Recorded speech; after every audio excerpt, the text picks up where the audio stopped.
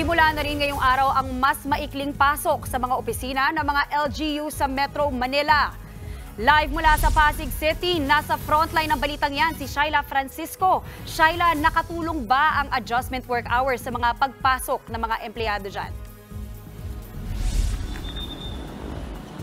Mawi, nabawasan nga yung naranasang traffic ng ilang government employees matapos i-adjust ang kanilang working hours. Mula 8 a.m. hanggang 5 p.m. pinaaga na ang kanilang pasok mula 7 a.m. hanggang 4 p.m. Sinabayan namin bumiyayang isa sa mga empleyado ng Quezon City LGU.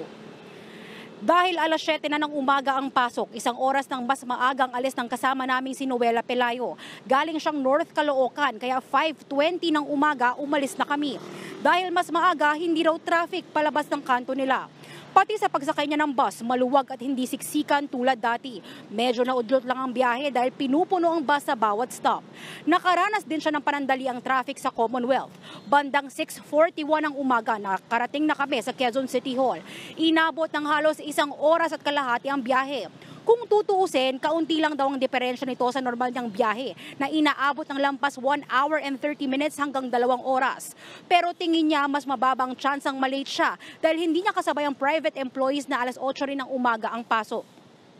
Magiging mas madali rin ang pag-uwi niya dahil madalas mahirap sumakay pagpatak ng alas 5 ng hapon o rush hour. Mahigit 100,000 empleyado sa lokal na pamahalaan ang makikinabang dito. Bukod sa traffic, pabor din daw ito sa mga may transaksyon sa mga LGU. Bawas init na nga, hindi pa nila kailangan mag-leave sa trabaho kung maaga magsisimula ang lalakarin nila sa City Hall. Mawi, kahit adjusted naman ang pasok, seserbisyohan pa rin ang lahat ng mga kliyente sa mga LGU at mananatiling bukas yung mga frontline offices o yung may mga transaksyon kabilang yung pagkukuha ng permit at pagbibigay ng tulong hanggang alas 5 ng hapon. Mawi? Maraming salamat, Shyla Francisco. Mga kapatid, Mawi David po. Simula ng inyong araw na may alam at may pakialam sa mga may init at umaaksyong balita sa bansa.